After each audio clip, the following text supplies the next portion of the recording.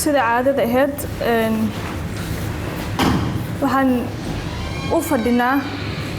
shirkeennii mar walba inoo qabsan jira anagoo waajibaadkeena gudanayna idinkoo waajibaadkiina gudanaysiin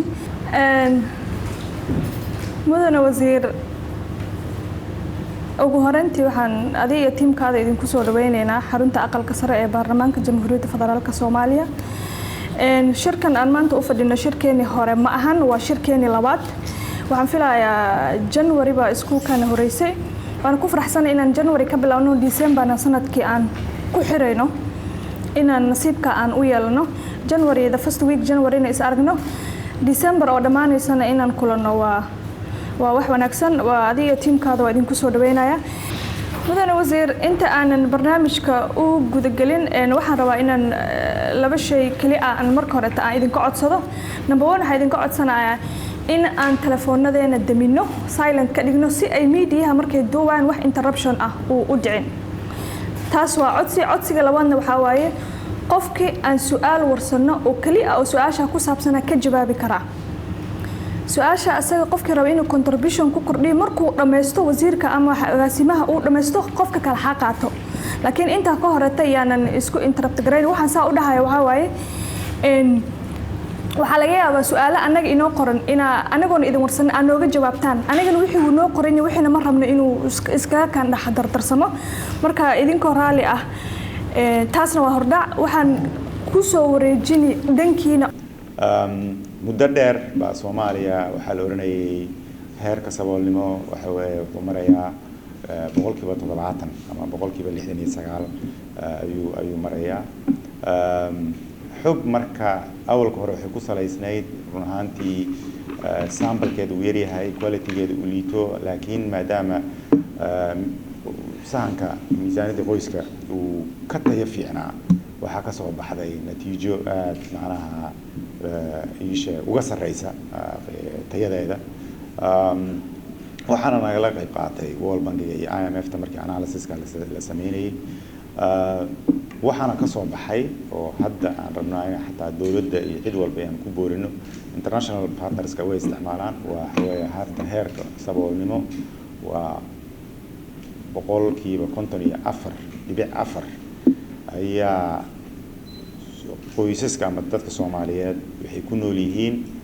heerkii la rabay macnaha saboolnimada ku jira heer saboolnimo ku jira waa massive improvement marka 15% waa macnaha waxa improvement ka sameeyay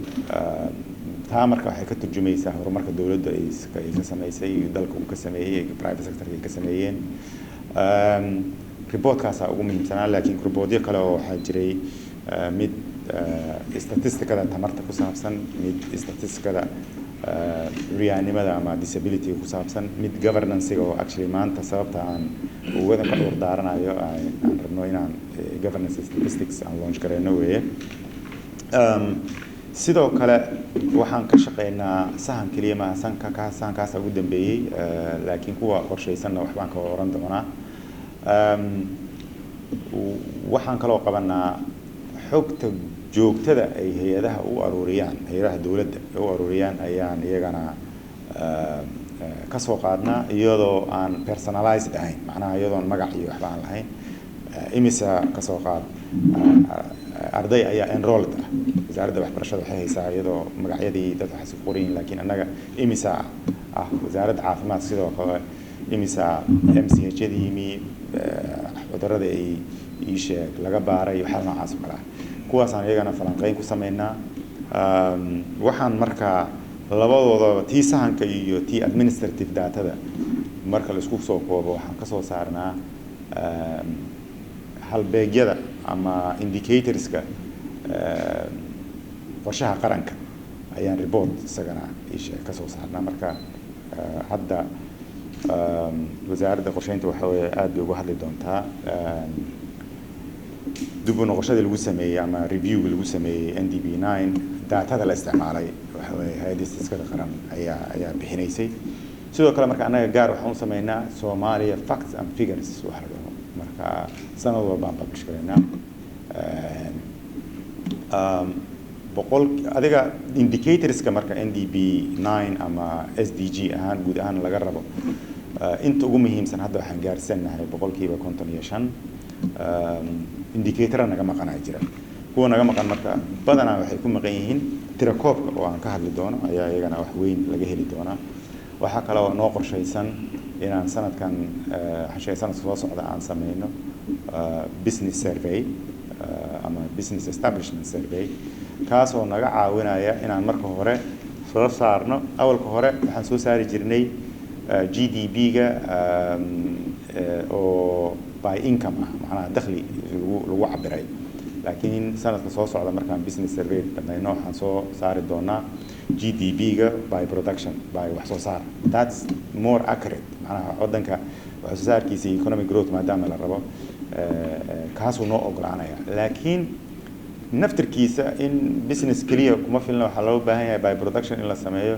in agriculture survey la sameeyo waxaan noo qorshaysan marka inaan 2024 bilowno agriculture survey design waxa kale oo inoo qorshaysan inaan xoojino dhinaca mapska dawladda ay inay for the first time ay dawladda ay maps soo saarto dawladda ilaa hadda maaragtay maps official ah ma aysan soo saarin marka hay'adda u qaabilsan dawladda waa hay'adda istaatiskada qaran hawl juhdi badan ayaan dhankaa ka wadnaa waxaan rabnaa iyadana inaan sanadka soo socda haddii la yidhaahdo xooga saarno inaan hadda estimate baan haynaa laakiin tirakoob saxa oo dadka barakacyaasha ah inaan ku sameyno maadaama xaaladooda iyo wax ka qabadkooda waxyaalaha sida gaarka ahmiyadda loo siinayo ay dawladda ka mid tahay barnaamijyo waaweyn oo gooniyaan ay leeyihiin intaasaan kusoo koobayaa warbixinta guud iyo waxaan qabano iyo howlaha aan wadnay iyo waxyaalaha inoo qorshaysan laakiin hadda waxaan rabaa inaan gudaha u galo tirakoobka waxa ugu muhiimsan oo hay'adda istaatiskada qaran ay qabanayso weeye hadda tirakoobka marka warbixin dheer baan last time markaan halkan aan joogay ka bixinay waxaan sameynay kulankeenii kadib daahfur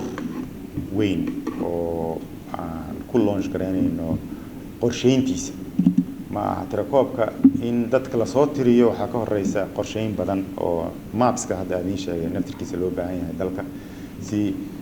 dadkii wax soo tirin lahaa si equally ah loogu distribute gareeyo meelahay ka shaqeynayeen marka qorsheyntaas marka dhaqaale badan bay u baahnayd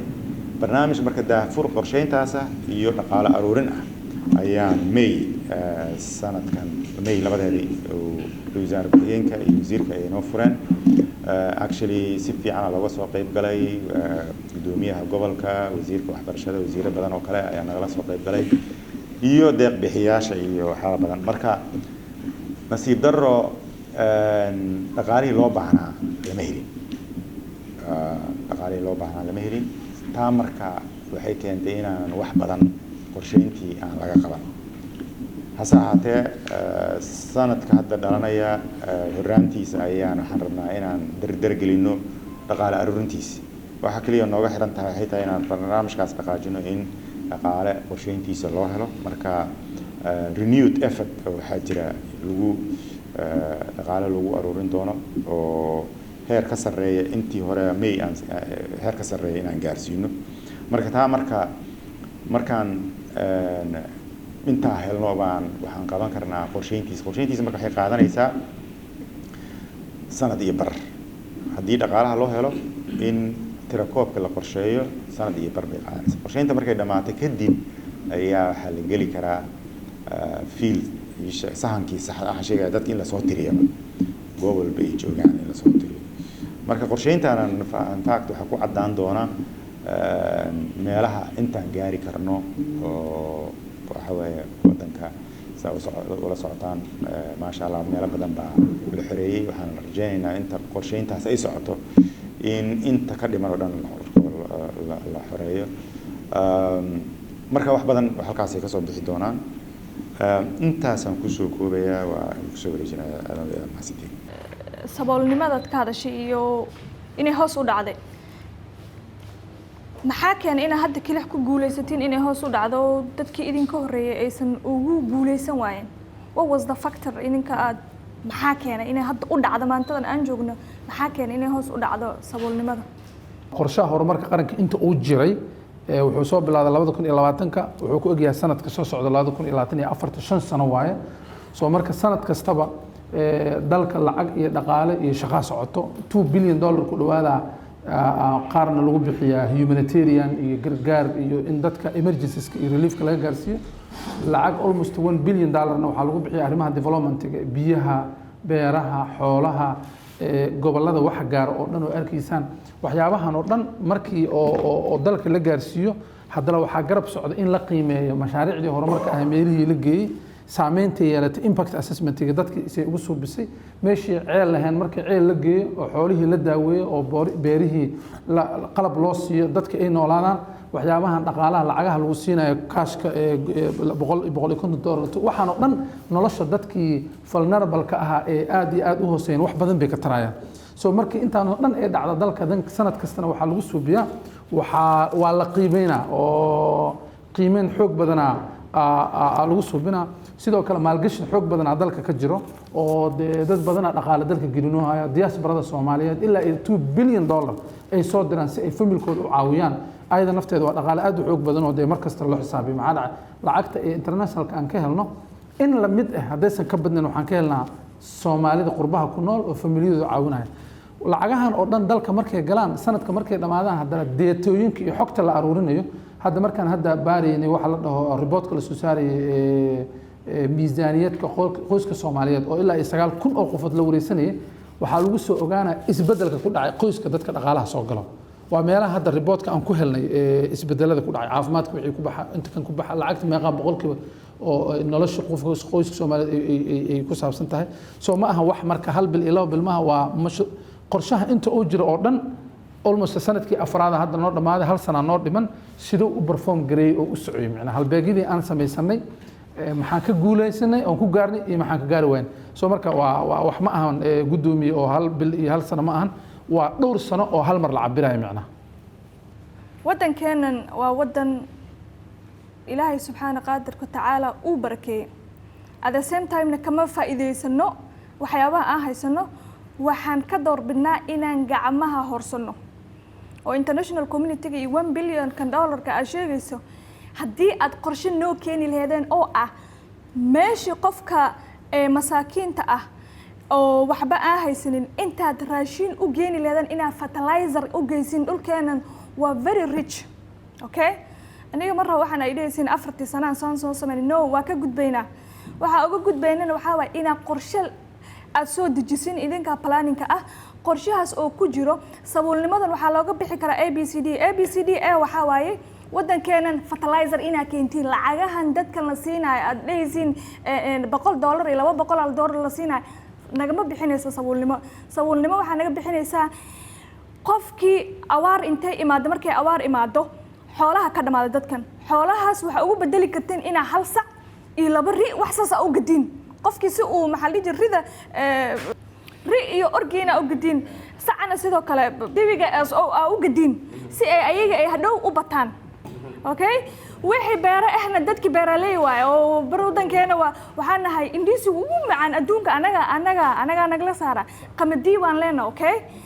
qamadiyada ayada ah fertilizer ma la siin karaa Soomaali saboolnimada saas ay uga bixi kartaa bar ogma bixi karto qorshe aad noo soo diyaarisan oo 4 sano ah oo $1 billion intee ku baxda $1 billion kiina aan arkin uma kii kalan karno waxaan filayaa sanadkan markuu dhamaado hadii Ilaahay yiraahdo qorshahan hadda idin bilaaban doona ama ni bilawdo inaad plankiina ku darsateen saboolnimada Soomaaliya dadkeena anaga ka saari karna waxa uga saari karna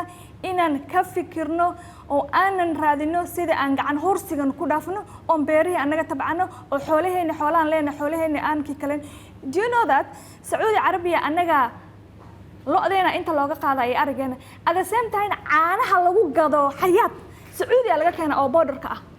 maxay yihiin caanaha ayo xoolo ma baqabaan xoolaha anaga naga qaaday maxay yihiin Turkey ma laha lo waxay tabcadaan wax aan lo ahayn oo nooc kale ah hilibkooda maalmo noo yaala ariga anaga aan qaadna waxa leeyahay madax ariga lagu gadaa maxay ku dhacday wixii anaga iska leh واي أنا قدتكن وحا أجينين أنا ما سميسنا قرشها أيضا إذن كان يقول روا إذن كان يقول روا إن قرش نص دجسين قرشها أيساق فلس كينا ذا إذن كان يقول روا وما سنتين وحا أدي بدونا سنة عوكا إيه أنت كلا سؤال قبته سؤالي كان أنت ما وايدين كسوان قنا maadaama uu agaasimaha statisticsku hawl kale ka degdegayo sidaynu ku ballanay waxaan rabaa inaan su'aalaha 10 marka u soo hormariyo anigoo dheehanaya warbixintii waafiga ahayd uu naga siiyay waaxdiisa waxa aadka loo soo dhaweeyaa aan soo dhaweynayaa waxay tahay in salka sambalka daatada ay ku shaqeeyeen hadda indicationska ku helaan uu ka ballaaran yahay kii markii hore oo markaas siinaysay in xogtii in looga sii dhawaado accuracy-geeda tii hore marka su'aashan ka weydiinaya taas waxa weeyaan yaa u adeegsataan ururinta xogaha ama sahamadaas meelaha gaadhaansi intay ka farkood leeyihiin waa su'aasha koowaad su'aasha labaadaan u raacinayaana anigoo waqtiga u ilaalinaya waxa weeyaan ma jiraan caqabado aan idin dhiirigelinayn marka samaynaysaan sahamada ama sarfeeyada samaynaysaan si annagu markaanu nahay baarlamaankii waxaanu sahlaa inta badan procedureska lagu shaqeynayo hadday tahay biilis iyo hadday tahay biilka u dambeeyay xog ururinta xogaha la ururin karo laftigiisu idin anfici doona marka labada su'aalood baan qabaa mid waxa weeyaan hadda caqabado aan idin dhiirigelinayn hadday jiraan inaad loo sheegtid ta kale horena waxay ahayd yaa u adeegsataan macluumaad ururimahaas waa ka baxay agaasime waxaad tiraahday mashruuc ayaa dahfurteen oo aad mashruucaas asaga ah meel uu aad ugu invite gareyseen baarlamaanka labada golo oo gudiyaasha idinku la'aan horta hal maalin ma arkin idinkoo joogtiin Jubbalandna waa idin arkay adigii wasiirka sabaradiinun baa meelaha ka aragnaa I have no idea why aan anaga ugu involve gareysneen annaga waxaan nahay gudiga nila xisaabtamo mase waxaad u aragtiin aqal sare inuu xil idinka qaadi karin miyaad nooga warwareegtiin oo aad u aragtiin inaanan wasiir aanan intaan golaha ni yeeroon dhihi karin raggan xilka laga qaado taa iyadoo wasiirka ka jawaabi doona tan number 2 waxa way survey-ga qaadin waxaad ka qaadin maamul goboleedada anagana sida og tahay aqalka sare wuxuu matalaa maamul goboleedada annaga haddaan gudina waxaan rabnaa qorshe kasta ay wasaaradda fulinayso we should be there wax kasta aad soo qabatiin gudigan email buu leeyahay emailkiisa nila siinaya any documentation waxa soo qabateen xitaa haddiina nila joogin oo hatta ay dhacday baahiyo jiraan darteed ay u dhacday inaanan idin raacin ay u dhacday we have to shaqo kasta oo qabanaysin especially tirakoobka waa wax muhiim ah waxa waaye tiirasha ugu muhiimsan bay tahay agaasime waxaan rabaa shaqo kasta soo qabatid gudiga emailkiisa lagu siinaya adigana maxaa la dhihi jiray waxdaada emailkeedana siinaysa anything shaqo kasta soo qabatid report annaga xeer hoosaadkeena waxa ku qoran labada biloodba inay wasaaradda aan ka helno report marka waxaan rabaa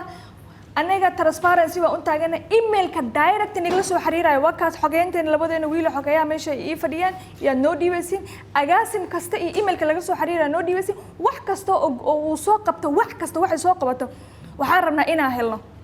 hadduu ilaahay yiraahdo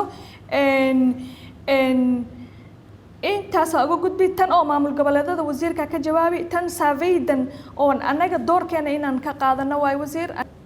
gudoomiye Maryan waxay noo weydiisay markii la launch gareynayay barnaamijyadan marka la qabanayo gudiyada horta gudiyada labada gudi ee golaha shacabka iyo aqalka saraba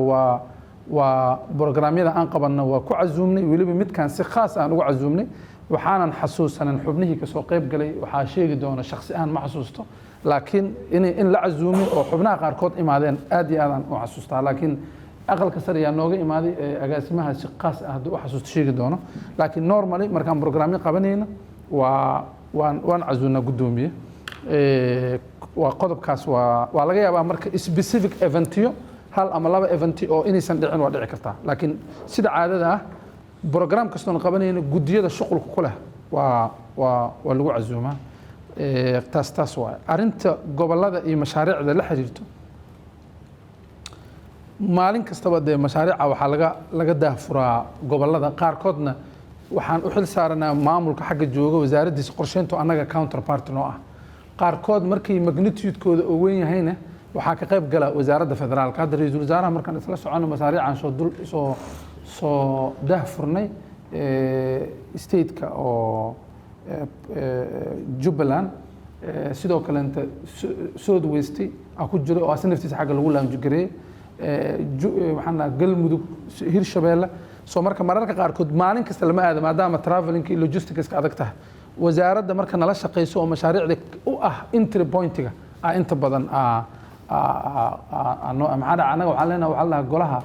National Development Council oo ah golaha maamulka horumarka ah oo wasaaradaha qorsheynta maamul goboleedyada iyo wasaaradda qorsheynta heer federaal ah inta badan marka kulamada inta markaan ku sameysano waxyaabaha launching ee qaarkood ayaga xagga wakiil nooga ah mashaariicda inuu kuwa qaarkood oo la isku wada furayana waan tagnaa ayadana waa taas marka xildhibaano haddana raacay waayihii daba ma jirin laakiin waxaan aan dhageysanay soo jeedintaada hadda ka bacdi insha Allah waa xildhibaanada danaynaya inay meeshaas aadaan waa soo casuumaynaa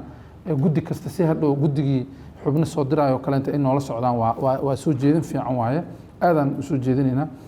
gudoomiye qodobka aad dhahday qorshaha horumarka qaranka waa hal qorshe oo dowladda oo dhan ay wada leeyihiin oo hadda gabagaba oo hal sano u dhiman tahay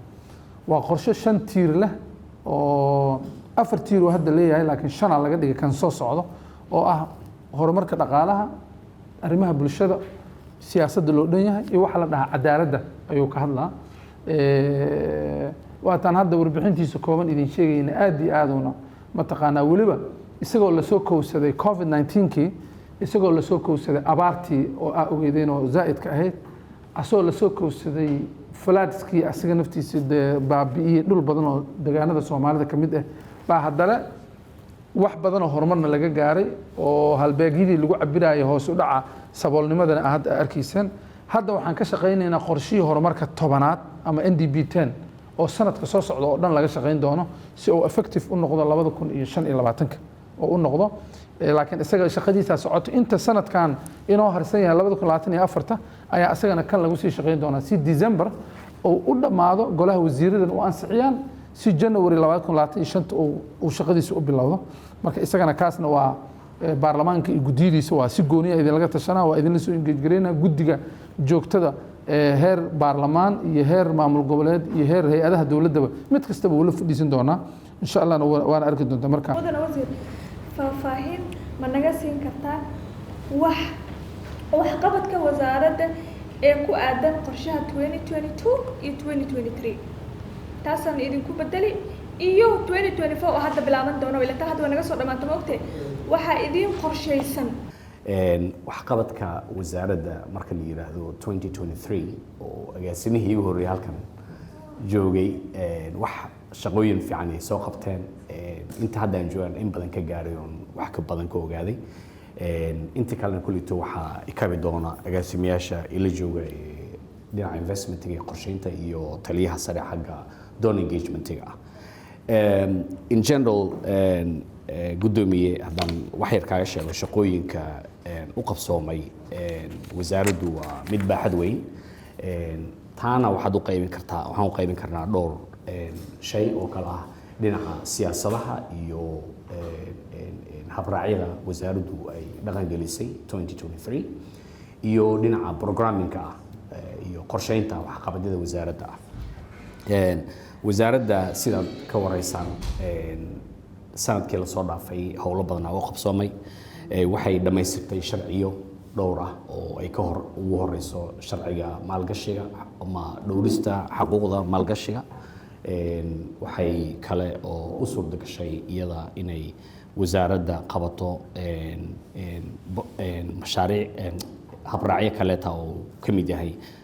hanaanka casriyeynta la socodka adeegyada maalgashiga daraasadaha qaybaha dhaqaalaha ee dhinaca beeraha oo ahda ka hadlayso aan aad ku waafaqsanahay in dalka mar walba dhinaca sectorka development-ka marka laga eegayo meelaha dawladda iyo dalka Soomaaliya strength ay ku leeyihiin inaan mar walba kaabiyaasha dhaqaalaheena aan xoogga saarno dalxiiska iyo martisoorka marka waxaan isleeyahay arrinta beeraha waa mid aad u xiisayn doonto iyadana waxqabadkeeda iyo qaabkan wax u sameynayna ay muhiim u tahay waxaan samaynoo kaleeto waxqabadka qorshaha qaran ee sagaalaad mar walbaahi wasaaradda shaqada ay qabanayso dhan waxaa gundhig u ahaa waxqabadka qorshaha sagaalaad oo aan mar walbaahi dowladda guud ahaan dowladda qaran iyo gaar ahaan hay-adaha kale dowladda aan la shaqeynahay mar walba aan ku halbeeg noo ahaa wax ku qabanaynay dhinaca kaleeto mashaariicda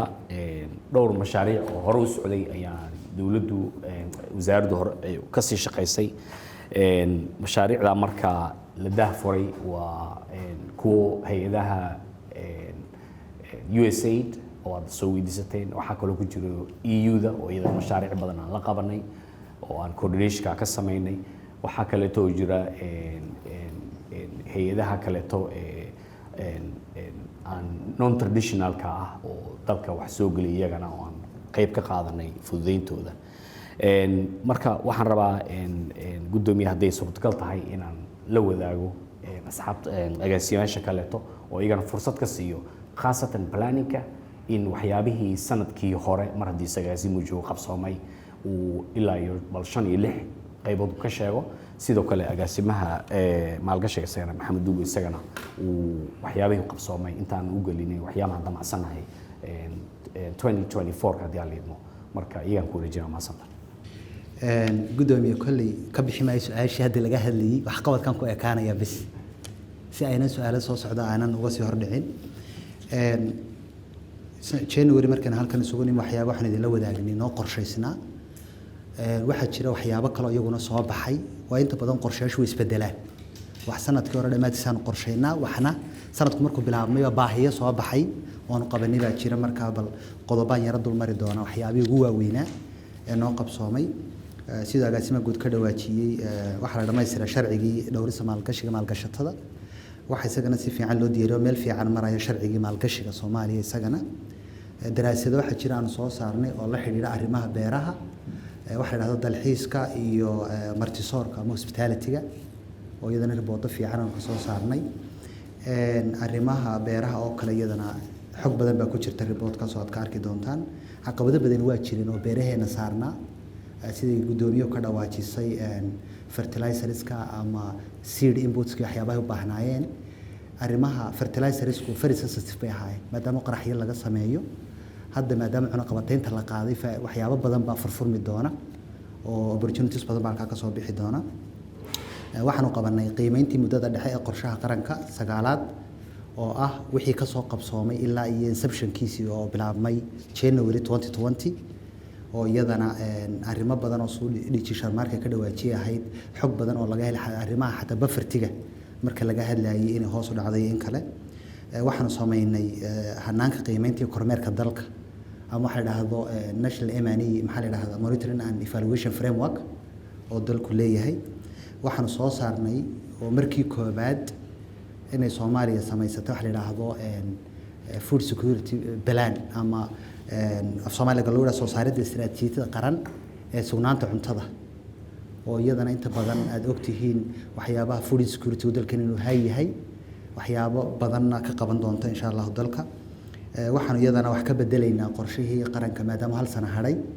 waxyaabihii ka soo baxay qiimeyntii muddada dhexe ayaan iyadana hadda ku sameeyay inaan update ku sameeyno steediyada intoodii badneed waa ka soo dhamaadeen hadda waxa ugu dambeeyo oo team ku maqan yahay koonfur galbeed kuwii federaalkana concurrent leban wadnayadana meel fiican bay noo maraysaa waxaanu ka gacan siinay dawlad goboleedyada inay sameeyaan qorshayaal horumarineed oo aan iyada qaarkood technical ugu deeqnay expertise oo dad u dirnay oo iyagana kala soo shaqeeyay waxyaabo wasaaradda qorsheynta roolkeeda waxa kamid ah inay isku xidho labada heer ee dawladda federaalka iyo federal member stateska taana iyadana forum waxaanu sameeynay horena u jiray wasiirkuna aad u dardargeliyay baa jirta oo la yiraahdo NDC-da ama National Development Council-ka oo inta badan harmonize gareeya shaqada ka socotay state-ka iyo federaalku si aanay laba u kala noqonin taana shirar badan oo ilaa ugu yaraan 5 baan ku qabanayba intii sanadkan gudihiisa waxaanu dib u hawlgelinay macadka qorsheynta qaranka isagana oo hadda agaasimo loo magacaabay oo dadkii loo sameeyey oo isagana insha Allah wax badan ka tari doona in la capacity gareeyo shaqaalaha dawladda waxaan soo saarnay warbixin muuqaaleedka dhaqaalaha dalka ama waxa la yiraahdo Somali Economic Outlook oo inta badan World Bank inoo sameyn jiray haddana waxaan u wadnaa mid kale oo iyadana sanadka cusub soo bixi doonto oo hawsheeda hadda socoto waxa iyadana dib u qaabeyn aan ku sameynay hanaankii deeqaha dalka oo inta badan intii doorashada dalku ku jiray iyo waxyaabaha baxsanaan badan ka soo baxday baa isagoo wasiirku nagu hogaaminayay wax badan laga qabtay oo ah in bal dalku transparent noqdo awal hore waxa jiri jirtay horumar dhaqaalaha gooni baa looga hadli jiray security-kana gooni baa looga hadli jiray humanitarian-kana gooni baa looga hadli jiray waxa ka socdana la isma ogaan jirin in wixii hal meel la isugu keeno oo goldaloolo laga soo galo dalkan aanu yeelan la ogaado qof walba oo Soomaaliya wax soo galiya iyo wuxuu ka qabanayana taa wax badan baydana nooga qabsoomay waxaan sameeynay iyadana sidoo agaasimuhu sheegay kulli mashaariic baa jirtay iyagana la daafuray wasiirkana taa ka hadlay ku noqon maayo waxa jirta oo hadda in badan aanu hadda ka soo shaqeynay dawlad goboleedyadana ka soo ansixinay bilaabida qorshihii tobnaad ee qaranka qorshahaas oo ka duwanaan doona ka hadda socda dhowr siyaabood uga duwan koow inuu noqon doono horta costin inuu leeyahay inay naqaano dhaqaale maxay u baahanahay oo qorshaha ku baxaya qabada badan waa iska jiraan sameyntiisa oo kulli dhaqaale xataa looguma darin qasnada dawladda lagu qabto qorshahaas waana qorshe dalka lagu horumarin la 5 sano soo socda qorshahaas wuxuu yeelan doonaa iyo kale sidoo kale wuxuu noqon doonaa civic plan maadaama deyntii la naga cafiyay wuxuu noqon doonaa qorshaha development dalka lagu hago investment dalkuna ay ka soo baxaan sida wasiirku sheegayna markaan inay sameeynay inta badan waxaan filayaa waa kala tashanay labada aqalba gudiyada waliba anaga naga quseeya qayb ay ka ahaayeen daraafka soo saarno input bay ku lahaayeen insha Allah roolkan waa ku lahaan doontaan haddana marka kaasna insha Allah wuxuu bilaabi doonaa hadda by January intaas aan ku soo gaabinay waxyaabihii ugu waaweynaa key achievements-kii noo qabsoomay waxyaabo badan oo la sheegay baa jiro socda kuwaasna insha Allah asuna dhamayno shaqada work in progress oo shaqa socota taana insha Allah kula wada wadaag doona intaas kaga baxayna mahadsantiin agaasima Musa si fiican u faafay agaasimaha guudna si kooban oo asna fiican u sheegay strategic planning 5 sano soo socoto baan dhameynay oo aan launch gareynayna insha Allah next labada isbuuc soo socoto oo sanadka soo socota ka bilaabanaysa ilaa iyo 4 sano kale ku xigto ilaa 2020 iyo 4 ilaa sidoo kale economic outlook ama muuqaal dhaqaaleedka dalka oo laba ah sanadkii hore iyo sanadkan asna hadda soo baxa kii kaleento oo wali shaqadiisa ay socota soo marka waa ayadoo faahfaahsan waxa inoo sheegay teamkaas kuma noqonayo waxaan rabaa marka in aan qaybta mashaariicda aan u gudbo qaybta mashaariicda laba ay ka kooban tahay waxna waa mashaariic wasaaradda ay hormuud ka tahay oo waaweyn oo sida mashruuca barwaaqo oo maamul goboleedyada dalka oo dhan ka socda iyo mashaariic kaleento kan Somali Crisis Recovery Project-ga oo ah mashaariicda xasaradaha waxyaabaha crisis-ka ay keeneen daadadka waxaan ay keeneen meelihii wabiyada ka jabeen oo lagu xalinayo oo aan dhulka wabiyada mara qaasatan bankiska wabiyada dhibaatada badan beerihii iyo xoolihii iyo deegaanada u geystay in dib loo suubiyo oo aan from Hirshabeelle ilaa iyo Jubbalandba waxyaabo badan lagu suubiyay mashaariicdaas waa kuwa anaga aan ka nahay hormuud mashruuca la dhahaa barwaaqo oo phase 2giisii launch gareynay 2023 March oo 70 milyan ah oo 5 maamul goboleed asagana shaqo badan ka socdo sidoo kale mashaariic waxaa jiro oo project based ah oo aan saxiixnay dhaqaale tiro badan oo aan qaarkood wali la dhaqan gelinin tusaale ahaan oo kale waxaan dawladda Germany la saxiixnay 150 milyan oo wali operationalization-keeda iyo shaqagalkeeda ay dhiman tahay oo 3 sano soo socota la rabo inay sameyso dhaqaale kaleento ayaga nafteeda aan mashaariic oo USAID oo kaleento marna 78 milyan baan la saxiixnay marna 92 milyan baan la saxiixnay oo ayadana u badnaa arrimaha resilience-ka iyo arrimahan dhulkii la xoreeyay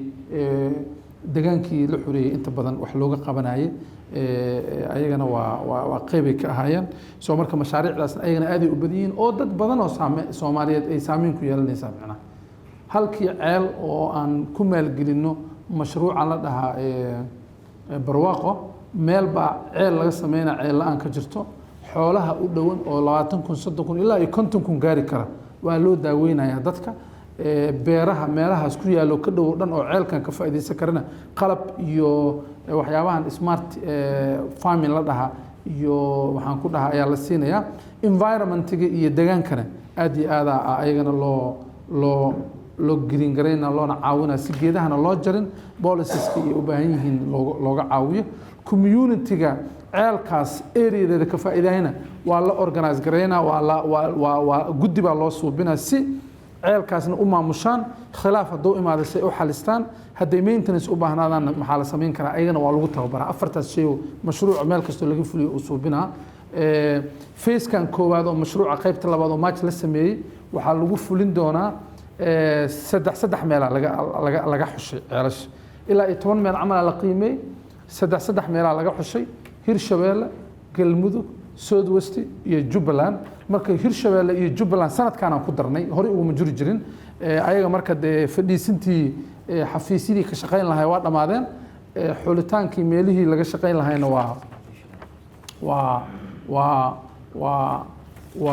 waa la helay oo maxaan ku dhahaa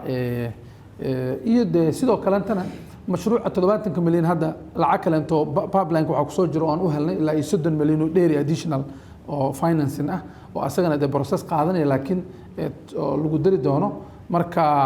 howlaha mashaariicdana waa sidaas guud waay wixii specific insha Allah waa ka jawaabi doonaa duu ilaahay أنا وزير أدي هذا أو mahadsantahay waxaa kale oo inooga jawaabta meeshan Somali Crisis Recovery Project oo ay fuliso World Bank World Bank baa fulisa projectka asaga as a qorsheyn idinka lug baa ku leedihiin mar walba maamul goboleedadana kan asaga ah iyo GIZ iyo maxaa la jira USAID kaas waxaa jirta maamul goboleedada qaarkood ay tagin waxaa tusaale u ah Galmudug marka tan crisis kinta iga dhaaftay tan GIZ kan iyo kuman kale maxay mashaariicdan u gaari laadahay Galmudug iyo Galmudug kali xataa ma aha I think waxay gaarin Hirshabeellena ma gaartay maxay ku dhacday inaysan gaarin maxaa kalifay maxay idinku u joogtiin resourceska iyo dhaqaalaha dalka soo galaayo in la qorsheeyo hay'adaha qaarkood isteediyada oo dhan mashaariicda ay ka furan inta badan ha lagu kala badnaado laakiin way gaaraan way jiraan hay'ado aanan wali gaarin hay'adaha qaarkood sida USAID oo kaleento balaanka ay wax ku fulinayeen waa balaan annaga naga horeeyay oo dawladdii horeenta ay isla soo approve gareeyeen wali moosan dhamaanin kan marka laakiin annaga balaanka cusub oo dhan meeshii hore lagaga fulinayo ma ooyay meelaha kaleento aysan gaarin aan ku subinaa marka maadaama kii hore gabagaba u yahay kaas ma dhaxgelin maadaama gaba oo marayo laakiin sida GIZ inta badan mashaariicda Jubbaland iyo South West iyo qaybo kamid ah Somaliland iyo Puntland ay inta badan cover gareysaa goboladan kale kumaysan jirin laakiin hadda anaga markaan nimid goboladaas kale in lagu daro oo mashaariicda inta laga fuliyo qaybteeda kale inta la gaarsiiyo waa xoogan saari doona hadduu Ilaahay yiraahdo marka GIZ marka waa kala hadalnay ayagana mataqaana haddana lacag cusub oo la saxiixanaaba jiraba dawladda Germany oo 150 milyan oo qorshaheedii wali ay dhiman tahay soo marka labadii isteed oo harsi Hirshabeellena kuma jirin inta badan maysan gaarin meesha la dhahay Galmudug phase 2 gan marka waa lagu dari doonaa marka phaseski horeenta maadaama mashaariic hada loo qorshay ay ahaayeen waxaa laga fulinayay Jubbaland iyo South West oo qaar kamid ay soo gaareen Jubbaland ugu badnaa South Westna waa soo gaareen haddana insha Allah waxaan ku dari doonaa phaseska kale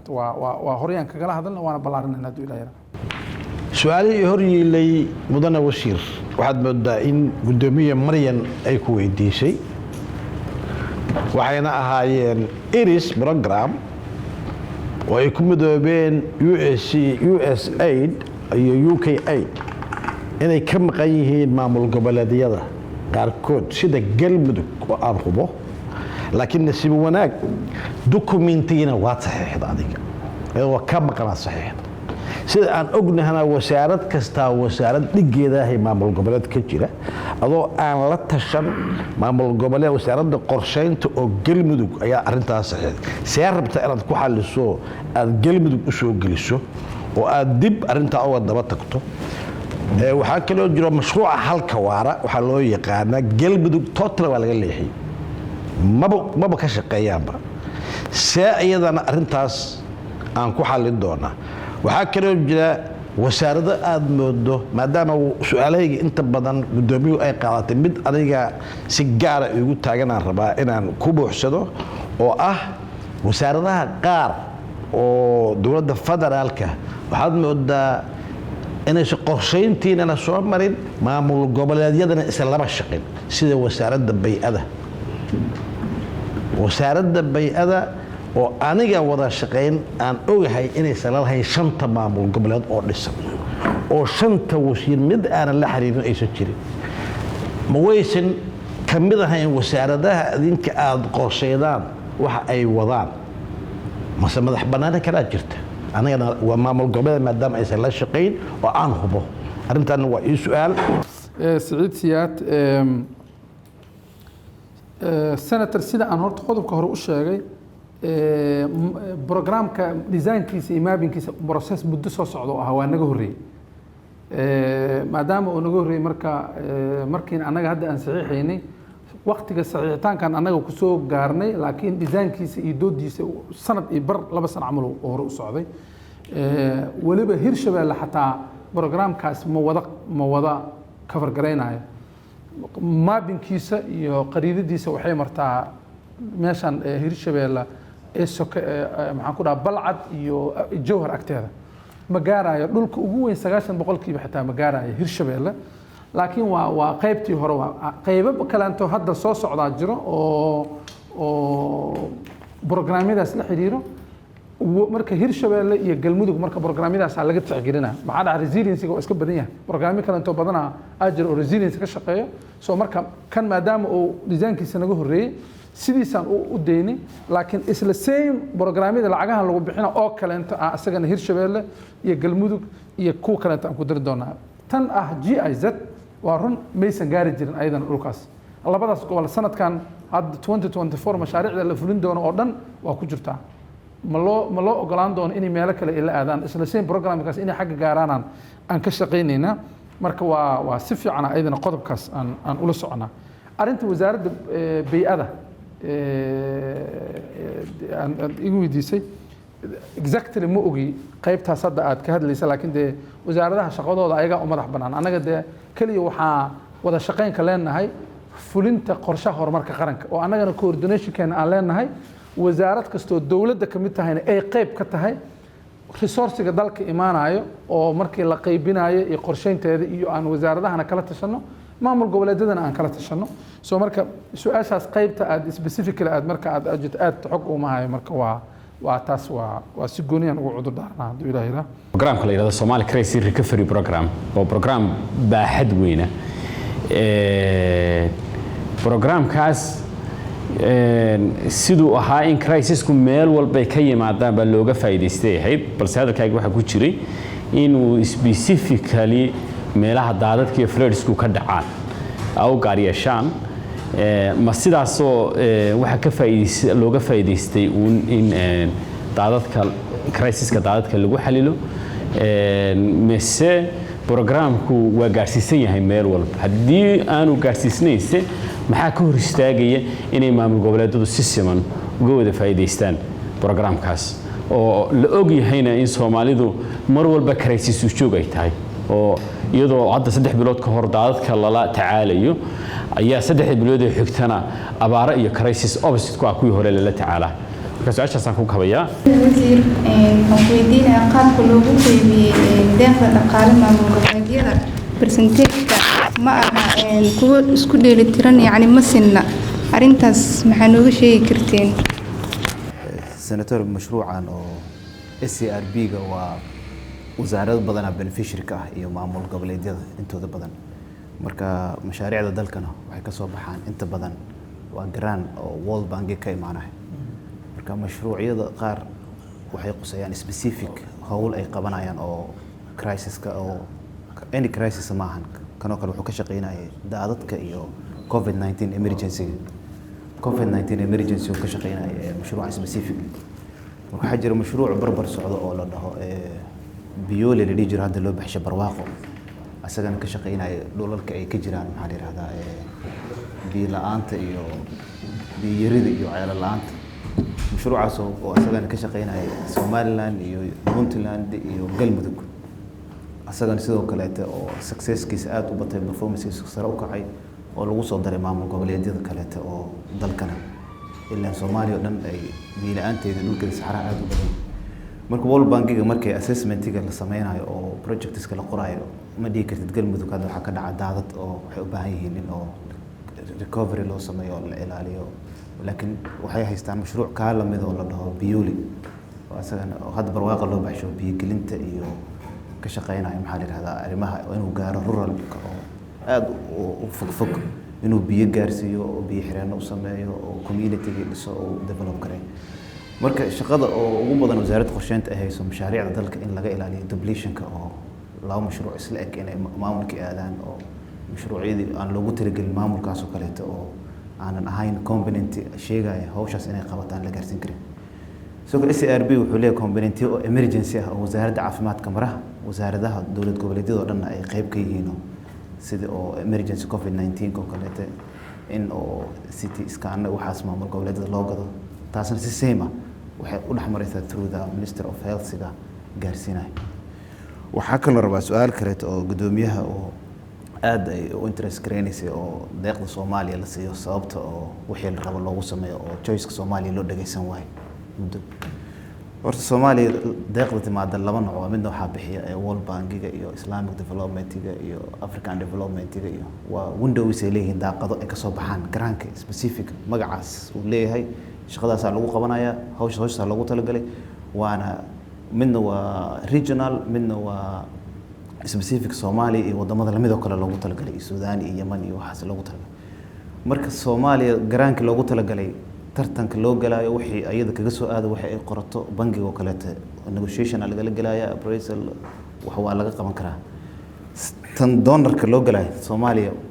lacagaha adduunka waxa lagu kala qaataayo dadka loo donor gareeyaa bilateral iyo multilateral Soomaaliya guud ahaan wadamada adduunka wax ay bilateral kala jirto dhowr wadan oo yaraan jirta marka maadaama ay multilateral tahay donor funding lagu siinayo hay'adaha la siiyaa waxaana lagu qaataa competitive hay'adihii waxa ay qorteen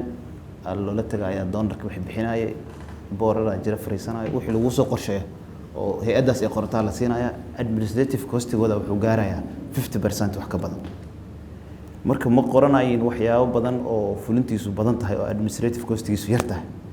marka wasaaradda qorsheynta waxay dagaal ku jirtaa oo qorshaha NDB-ga hadda anaga noo qoran dadkan markay fundiga raadsanayaan qodobay ka soo xigtaan ay leeyihiin qodobkaas in kugu qoran yahay in meesha la ka caawiyo meesha aan ka caawinayna waxaasaan qoranay marka problemka jira waxay NDB 9-keeni costed ma ahayn NDB 10-keen hadda la qoray laakiin waxaa doorka weyn la siin doonaa inuu ahaado costed waxyaaban u baahannahay lacagaha aan u baahannahay waxa aan sameysanayn maadaama haddana aan ka baxayna maxaa la yiraahdaa hibika oo la galayo deen cafiska laga baxayo oo successive point-ga loo aadayo waxyaabaha oo muhiimadda la saari doono inaad baahiyahaaga aad qoratid NDB 10-kan kugu jirto costed tahay fundiga aad soo qaadanaysid iyo deynka aad soo qaadanaysid hadday grant tahay hadday deyn tahay inaad aad sheegan kartid wax lagu sameynayo waxaa jiray qorshe oo mashruuc la dhaho baxnaana oo dowlad goboleedyada iyo dalka oo dhan lacag lagu gaarsiiyo dadka mashruucaas markii loo bedelo development loo bedelo magaalo kasta Soomaaliya ku taal wuxuu ka qodi karaa laba ceel capacity-ga oo qarash ku baxay inta leeka hadaa dhado marka development-gan daaqada uu ka soo baxay maadaama humanitarian yahay hadaa dhado hal la bedelo development laga dhigo ma laga dhigayo oo mobile lagu talagalin ba lacagtina aad ma liido ma choice gareyn kartid midi karto waxa la sameeyo marka wasaaradda qorsheynta iyo madaxweynaha ra'iisul wasaare u horayaan muhiimadda waxa la saarayaa in aad horto adduunka tacaamul toos la yeelato wadamada wax bixiya oo heshiis bilateral in la gasho hadaa bilateral ku jirin oo multilateral aad tahay waxba la qoranaya wixii la soo dhameystay hay'adii oo saxiixaysa waxa lagu leeyahay waxba lagu siinaya kaale imo qodobada qaar aad ka bedeli karin oo cooperation-ka iyo safaaradii iyo waxa isla socdaan iyo hay'adii wax la siinayo waxaa lagu leeyahay kaale soo fariiso saxiix haddaad diidan soo Suudaan u wareeganaynaa iyo waxaan u wareeganaynaa Suudaan iyo haddaa imaadana waa lagu saxiixa waa lagu siinaa marka adiga iyo si uun ku qasbantaa inaad aqbasho waxyaabihii oo adoo ka fakarayo 1% xitaa dalka soo galo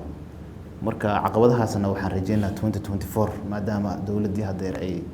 soo xoogaysanayso oo deyn cafiskiina laga baxayo in garaanka iyo waxna la siin doono anaga aan meerino wixii lagu qaban lahaa anigu waxaan uga gudbayaa agaasimo Duubow inuu bal warbixin naga siiyo xaalka maalgashiga dalka ama FDI uu halku gaarsiisan yahay warbixin baan uga baahannahay haddii caqabado jiraan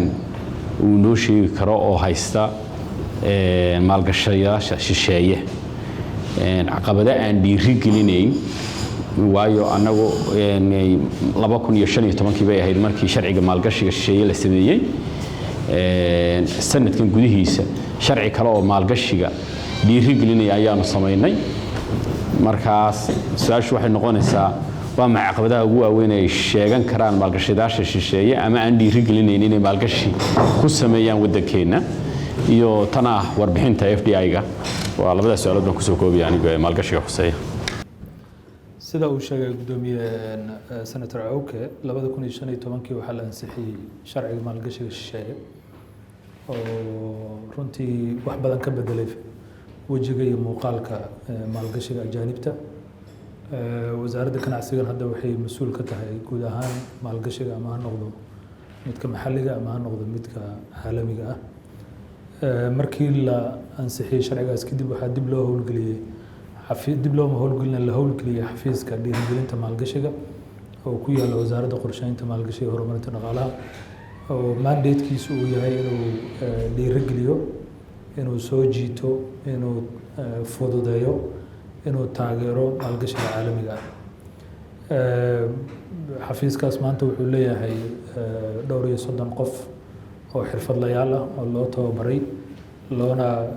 tabareeyay inay mandatekaas ay ka soo dhalaalaan sidoo kale golaha wasiiradu waxay ansixiyeen istaraatiijiyadda dhiirigelinta maalgashiga oo 2021 ilaa 2025 socon doonto taas oo inta badan hagto waxyaabaha aan qabanayno xafiiska dhiirigelintu sidoo kale wuxuu leeyahay strategic plan 5 sano ah oo asagana 2021 bilowday kuna eg 2025 hadduu la yiraahdo sida ka warhaysaan sanadkii hore sanadkan waa tii aad nala ansixiseen sharciga dhowrista maalgashatada iyo maalgashiga xuquuqdooda kaasoo madaxweynuhuna uu saxiixay sharciga wadanka hadda dhaqangalka ah uu yahay aan ilaahay ka filayna inuu maalgashi badan oo caalami u noo soo jiidi doono maadaama damaanad qaad badan iyo kalsooni badan uu siinayo maalgashatada rabta inay wadanka maalgashtaan waxaa sidoo kale heer gabagaba maray aqalka hoose sharciga maalgashiga Soomaaliya oo runtii maadaama sharciga dhowrista xuquuqda maalgashatada laga saaray sharcigii maalgashiga 2015 in sharci maalgashi oo weyn oo la jaan qaadi kara dunidan qarniga 21aad in Soomaaliya ay yeelato kaasoo dhisi doono qaabka iyo hanaanka lagu maareynayo maalgashigaas caalamiga ah iyo kan maxalliga ah intaba sharcigaas ilaahay idinkii waa idin soo gaari doonaa dhowaan waxaan filaynaa sidii horey aad kii hore uga gudateen arrimihiina dastuuriga inaad uga shaqayn doontaan 2015 ilaa iyo hadda waxaa la ansixiyay heshiisyo caalami ah oo aan la galnay dowlado muhiim ah oo kow ka tahay Turkiga sidoo kale waxaan heshiis la galnay dalka Masar Qatar saddexdaas wadan waxaan leenahay heshiis maalgashi oo laba geesood ah oo dowladda Soomaaliya iyo dowladahaas ay galeen sidoo kale xafiiska dhiirigelinta maalgashiga asagoo taageero ka helay wasaaradda qorsheynta wuxuu ku guuleystay inuu heshiisyo wada shaqayn uu la galo xafiisyada maalgashiga Turkiga Rwanda Uganda iyadoo ay qabyo yihiin Ethiopia iyo Ghana isla markaasna la dhameystiray heshiis wada shaqayn oo aan la yeelanay dalka India 2012 ilaa 2022 tobankaas sano Soomaaliya xog rasmi oo ku saabsan maalgashiga bangiga dhexe iyo hay'adda statistikada weli maanay ka samaynin. Sanadkan 2024 qorshe uu inoogu jiro inaan sahan maalgashi aan samayno, laakiin xaddiga aan hayno inta la ogyahay oo aan ka aruurinay xogta bannaanka ama dibadda taallo waxay u dhaxaysaa 1 bilyan ilaa 1 bilyan iyo dhibic 5 doolarka Mareykanka ah. Maalgashigaas oo intiisa badan ku wajahna korontada, khaasatan midda cadceedda ku shaqeysa ama renewable energy la yiraahdo, kalluumeysiga, kaabayaasha dhaqaalaha iyo ugu dambeyn real estate-ka iyo dhismaha. Sida aad ka warhaysaan, kaabayaasha dhaqaalaha dekedda Berbera oo qura waxay Imaaraadka iyo Ingiriiska iskaashanayo ay geliyeen ilaa 800 milyan oo dollar. Waxaan ku faraxsanahay in koridorkaas Berbera iyo maalgashiyada kaleeto oo kaabayaasha dhaqaalaha inay kor u soo qaadeen guud ahaan dhaqaalaha gobolka. Sidoo kale waxaan rabaa inaan hoosta ka xariiqo in qurbo joogta Soomaaliyeed in lacago badan oo 2 bilyan oo dollar ay u soo diraan waddanka, taasoo xafiiska qiyaas ahaan uu qiyaasay in 20% lacagahaasi u weecdaan dhanka maalgashiga, ama ha lagu bilaabo ganacsiyo yaryar ama ha lagu ballaariyo ganacsiga jiray. Marka sidoo kale waxaan diyaarinay daraasado aan ka sameynay qaybaha dhaqaale ee muhiimka ah ee u baahan maalgashiga caalamiga ah. Daraasadaas oo qaarkood in hor yaalaan waxaa ugu waaweynaa daraasad aan ka sameynay tamarta waddanka, gaar ahaan korontada, daraasad aan ka sameynay ICT-ga iyo communication-ka, laba daraasad oo sanadkan aan sameynay sida Agasim Muuse uu sheegay oo aan beeraha mid ka sameynay maadaama sugnaanta cuntadu ay tahay ahmiyad qaran, iyo sidoo kale dalxiiska iyo martisoorka oo asagana majaal weyn oo shaqaalo badan oo ajaanib ah ay waddanka ugu yimaadaan inay ka howlgalaan. Warbixinadaasna waa idila wadaagayna hadduu la yiraahdo. Marka caqabadaha haysto maalgashatada ajaanibta ah waxa ugu horeeya of course waa amniga waddanka. Inta aan la gaari karin ayaa waxay ka badan tahay inta hadda la maalgelin karo, laakiin dowlad goboleedyada Puntland, Somaliland waxay soo jiitaan maalgashi caalami oo lixaad leh, taasoo ay ugu wacan tahay amniga. Haddana waxaan filaynaa maadaama amniga xoog badan la isugu geeyay dowladda federaalka ah in deegaanada la xoreeyey, gaar ahaan deegaanada xeebaha, in maalgashi caalami ah uu ku soo wajahan yahay. Marka caqabadaas amniga marka laga yimaado waxaa muhiim ah iyadana in la xuso in dowladda federaalka iyo dowlad goboleedyada shuruucdooda iyo siyaasadahooda, gaar ahaan kuwa khuseeya maalgashiga, inaanay isla jaan qaadaynin. Marka in la harmonize gareeyo ayay u baahan yihiin shuruucda, xeerarka iyo siyaasadaha maalgashiga ee heer dowlad goboleed iyo heer federaal. Sidoo kale caqabadaha ay maalgashatada inta badan sheegtaan wadamada annaga nala jaanka ah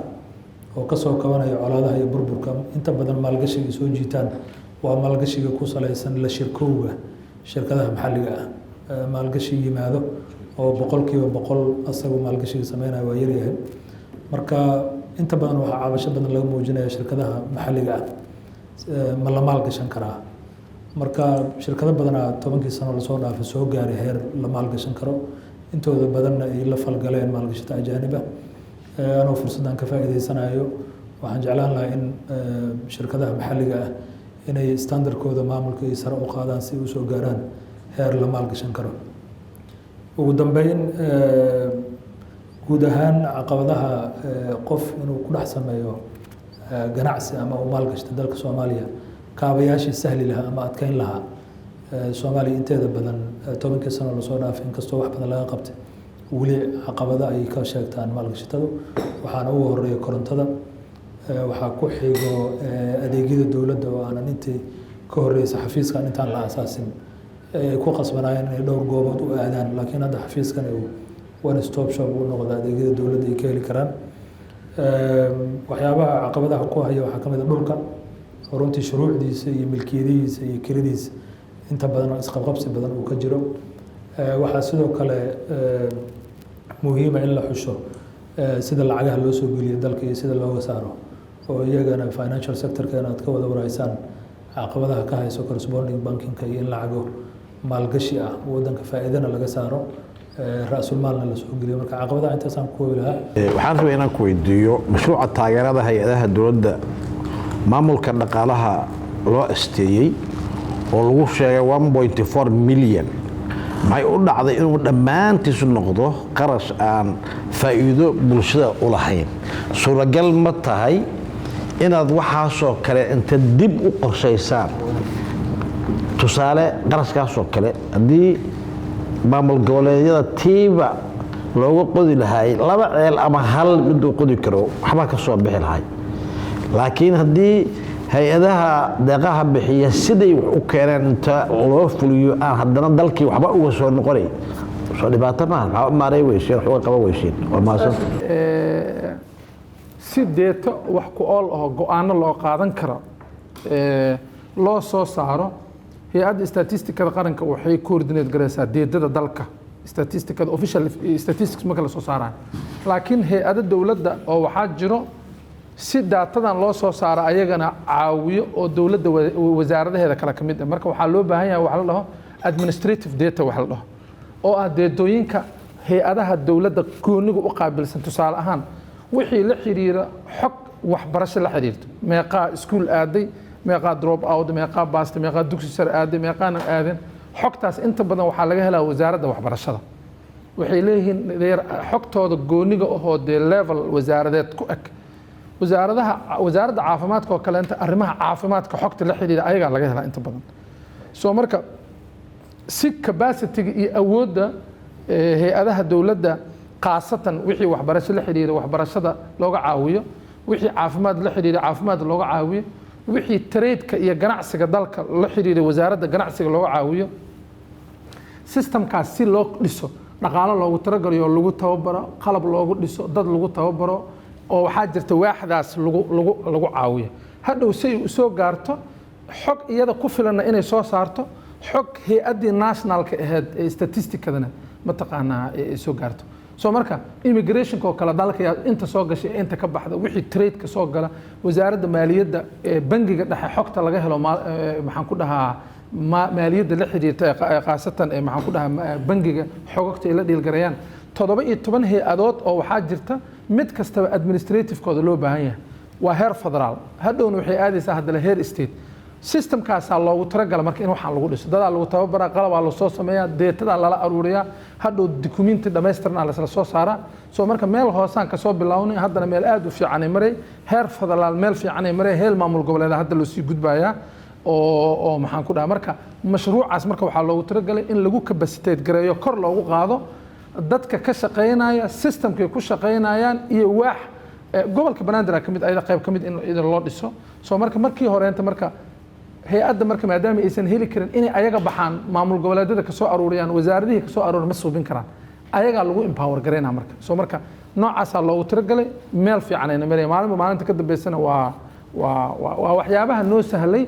sarveeyadii hadda idinka sheekeynayni inaan ka shaqayno wasaaradda caafimaadka oo kale waxaa laisla sameeyey report xoog badan oo health service ku saabsan maxaan ku dhahaa waxbarashada oo kale kamid ah and so on and so forth saasoo kale loogu talagalo maasinteen su-aasha waxay direct u ahayd mashruucan lama fulanin miisaaniyadan waa idinku jiray 2023 waa idinku jiray lacagti way taalaa lacagta ayada maxaa lagu samayni mashruucaasayto already lama fulinin asagoo la fulinin ayaa waxay ka dhacday waqtigii la fulin lahaa budgetkii nigula soo qonday lama isticmaalin wasiir marka budgetka asaga halkuu aadi maxaa lagu sameeyaa oo dowladda budgetkeeda inoogu jirto waxa la xiriiro mushaaraadka iyo waxa la xiriiro u baa horta la helaa waxyaabaha kale oo mushaaraadka ka baxsan ma inta badan sidii loogu tiragalo looma hela wax kalena ma ahana capacity-ga dowladda maadaama lacag bixinta ay xadidan tahay priority-ga waxaa aad xoog loo saaraa qaybta la xiriira maxaan ku dhahaa mushaaraadka iyo allowanceska shaqaalaha iyo howlaha la xiriira xitaa markay noqoto running cost-ga budgetka ku jiro wasaarad kasta sidai ugu jirto uma hesho macnaha sanadka waxaa laga yaabaa in wasaaradaha 1 ama 2 ama 3 bil midkood inay helaan marka waxaa qaybtaas waliba aad noogu sii qaabilsan oo more faahfaahin ka bixin doono wasiir ku-xigeenka wasaaradda qorsheynta oo oo backgroundkii iyo shaqo ahaan iyo portfolio ahaan qaybtaas noo qaabilsan wasiir projectiga wuxuu leeyahay timeline oo 5 years 7 years 3 years haddii marka projectiga sanadkii hore ay saamixi weyso sanadka dambe waa la soo guuran lacagteedu sideedii ah inta laga isticmaalo inta kale marka haddii oo xitaa oo contractiyo lagu jiro haday tahay hadduu marba project based u yahay projectigan yeerkan hadduu dhamaado yeerka dambe buug waa lagu soo daraa ma dhacay budgetkan waa dhacay sanadka hore loogu talagalay sanadkan budget wax kale uu noqonaa ama double mana ku soo badan mana ku yaraanay hadii 10 milyan tahay 20 milyan tahay sanadkan intii laga isticmaalay ilaa sanadka kale marka waxa jira hadii oo la guuleysan waayo 5 years oo kale marka budget uu yahay 5 years ka haday dhamaato oo lacagta ay taalo laba mid jirto marka project lacagtii waxa la sameyn karaa waxa la dhaho in la dalbado additional no cost oo extension in la dalbado haddii lacagta ay yaraatana additional cost in la dalbado oo lacagtii waa dhameynay performance project uu fiican yahay lacag kordhin in loo raadiyo donor kale tii cid la kaashan laha marka lacag oo budgetkan sanadkan la dhacaysa ma jirto caqabadihii marka oo projectigan sanadkan 100 milyan dii lagu talagalay 100 milyan 1 year kan budget dawladda 1 year ku dhaca laakiin sanadka dambe projectiga meeshuu ka bilaabanaya lacagii dib lagu soo diraya waxa kaliya oo budget ku soo kordho waxa waaye qiyaasta revenue-ga dawladda wixii ka soo kordho in budgetkaas lagu soo kordhiyo iyo wixii projects cusub oo imaado wixii project yaalay sanad dambe u wareegayaan automatic u guurayaan ilaa waxa jira contractiyo oo hadeer oo November kala contract bixinaysa 2 milyan ah company ama shirkadii ama hay'adii ka shaqeyn lahayd shaqadeedii waxa laga yaabaa inay effective noqoto ama ay performance-goodii ama ay reversible-kooda ay soo gudbistaan ma hajo kale sanadka hore lacagtiina way dhacdo ma la anytime ay keensadaan la siinaya laakiin project-ga wuxuu leeyahay timing iyo cost marka lacag naga dhacday ma jirto ilaa oo time-ka project-ga uu dhaco hadduu dhaco xitaa weli option waxa la haystaa maadaama anaga aan fragile state inaan dalban karno no cost extension waxa la dhahay maasanta wasiir haddii su-aasha aad fahmi waysid waraqdan ka akhrinayo waan ku siin karaa waa dul mari kartaa marka waxa ka codsanaa inaad i dhageysatid wixii oo haday aad ka jawaabteena waa ka jawaabteen wixii ina ka jawaabinna kamiina jawaabin mudane wasiir qorshaha sagaalaad ee horumarinta qaranka waxaan la soconaa in ay fulinayso in ay fulisay in ay fulintaas ay gaartay muddo 3 sano ah waxa ina soo gaaray warbixin dib u eegis ah oo ay sameynayso shirkad gaar ah inay leedahay fadlan ma inoo jawaabi kartaa su'aaladan ay ka koow ka tahay maxay tahay baahiyaha keentay in loo baahdo dib u eegis in lagu sameeyo shirkadda qandaraasta qaadatay ayadoo ay wasaaradda leedahay shaqaale joogto ah oo xirfad u leh hawshaas faahfaahintaas ma naga siin kartaa shirkadda iyo waxa ay ku mutaysatay in ay qaadato qandaraaska ayada maxaad marisiin shirkadaha ma soo apply garaystaan oo vetting baa marisiin oo tii u qalanta miyaa la siiyaa mase waa iska 4.5 oo sidaan anagu meel walba ku joogno inay tahay su-aasha labaad waxaa waaye wax ka beddelka iyo natiijada ka soo baxday tiirarka qorshaha horumarinta qaranka sagaalaad ma la wadaagteen guddiyada haddayna taasna waa idinku celiyey haddana mar labaad waa idinku celina waayo waxaa rabaa wixii markii la soo celceliyey inaad fahantiin guddiyada baarlamaanka ma la wadaagteen mixiina noola wadaagin up to now taas haddaa iga jawaabteen haddana waa idinku celiyey su-aashayda kaleeto waxaa waaye saddexaad mudane wasiir su-aashan hadday waxay qusaysay agaasimihii naga tagay maadaama uu isaga haraka qabay ciddii caawin kartaa uga jawaabaysa haddaan markii aan oversight baan idin imaan doonaa next week haddii ilaahay yiraahdo oversight-ka aan xafiiskiina idinku soo kulmi doonana asagana wuu nooga jawaabi karaa haddii idinka iina ka jawaabi weysaan mudane wasiir warbixin dheeraad ma naga siin kartaa guud ahaan qorshaha NDP 9 heerka uu maraayo wixii uu qabsoomay iyo wixii aan qabsoomin maxayse keenay inay dib u eegis lagu sameeyo go'aamadii ahmiyadda ay ka leeyihiin mashaariicda ay fuliyaan ay fulinayaan ama haddii ay dowladihii deeqaha bixin jiray mase kuwii fulinayay doorkaas wasaaraddu ay ku leedahay maxay tahay mudane wasiir su-aashii ugu dambeysa aanan kusoo xiri doono waxay tahay maadaama deyntii nagala cafiyey ma jirta qorshe qaran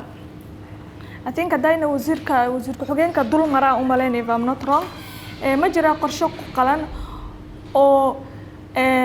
lagala soo wareegay fulinta mashaariicda lagala soo wareegi doono fulinta mashaariicda oo ay mashaariicdaas ay maxaa dhihi jiray noo fuliyaan idinkana wasaaraddiina mar walba markay mashaariic imaad waxaa dhadin annaga ma fulino waxaa fulisaa World Bank until when ay World Bank nagu dhex jiri doontaa maadaama hadda deyntii nagala cafiyey waddankeena alxamdulilah sidii hore tamanihiin koldha waa isku tashan doona goormeyn ka tashan doonaa international community maxaana idinka qorshaysan waa mahadsantihiin arrinta qorshaha horumarka sagaalaad waa 4 sano hadda dhamaatay 1 sano dhiman December taanay ku egtahay sanadkii afaraad kan shanaada inoo dhiman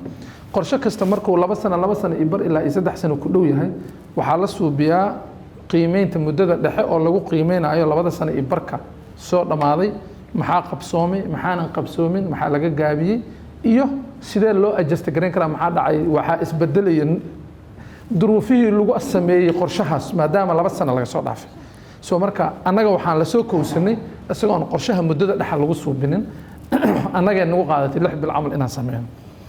dowladda isbedel baa ku dhacay maadaama isbedel ku dhacay dagaal waxaan galnay in shabaab dalka loogu xoreeyo maadaama dib u xoreyntaas la galayay iyo dowladdii cusbeed iyo ajandayaalkii xukuumadda cusub dan qaran iyo hoggaanka madaxweyne xasan sheekh waxay noqotay in adjustment ku suubinay si jihada cusub oo loo aaday loo waafajiyo qorshahaas muddada dhexe waan sameynay report fiican ka soo baxay laanjinkiisii dowladda qaybaheeda kala duwan oo dhan waa ku casuumnay reportkana diyaar waaye asagana waa soo dirayna hadduu ilaahay yara gudiyadana waa u soo dirayna soo diyaarsan hadduu ilaahay yara insha allah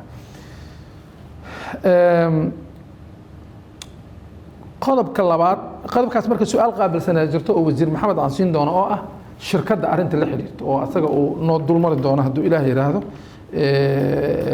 ka dambisna ma ahan kii ka horreeyey shirkadahaas dee waa habraac iyo shuruudaha markii la sameynaa waa inay shirkad la siiya ku qorneed markii hore loo suubinayo systemka markii la sameynaa normale guud ahaan qorshaha horumarka qaranka recommendationka ka soo baxay marka waxyaabo badan oo recommendationkaas amaba uu tasgeynaaye oo ah sidee sanadka soo socdo oo noo haray maxaa wax laga bedelaa recommendationkaasna waa ku qorneed waxyaabahaas marka waxyaabaha ka soo baxay waxaa ka mid ahaa waxa la dhahaa climate-ka iyo dalkeena siduu u aafeeyey markii hore qorshaha wuxuu ka ahaan jiray waxa la dhaho cross cutting meel kasto 4 tiir ayuu qayb ka ahaan jiray laakiin recommendationka soo baxay waxay ahayd muhiimadiisa maadaama ay weyn tahay daadadka dalka u aafeeyey beerihii xoolihii naafo dhaqaale xoog la oo u suubiyey dadkana u aafeeyey inaanu cross cutting sii noqon karin oo u baahan yahay tiir madax bannaan oo si gooni loo istaadi gareeyay maadaama madaxweynaha iyo ra'iisul wasaarahaba wasaarad gooni ah ay u abuureen oo wasaarad markii horeente xafiiska ra'iisul wasaaraha kamid maadaama uu ahaan jiray maadaama muhiimadaas ay tahay tiir cusub oo muhiimadaas cadeynaysa in loo suubiyo recommendationska kamid ahayd hadda qorshaha soo socda marka waxaan ka dhigi doonaa 5 tiir meeshii ahaan jirtay 4 tiir recommendationada waaweyn ka mid tahay marka asoo dhameystiran oo si fiican u faahfaahsan oo luqadda Englishka iyo luqadda Soomaaliga u qoran ma idin soo diri doonaa ka qaybta deyn cafinta muddo process 10 sano ku dhawaaday soo socotay alxamdulillah guul aad iyo aad weyn laga gaaray in 5 bilyan oo dollar ku dhawaad nagala cafiyo deyn cafintaas marka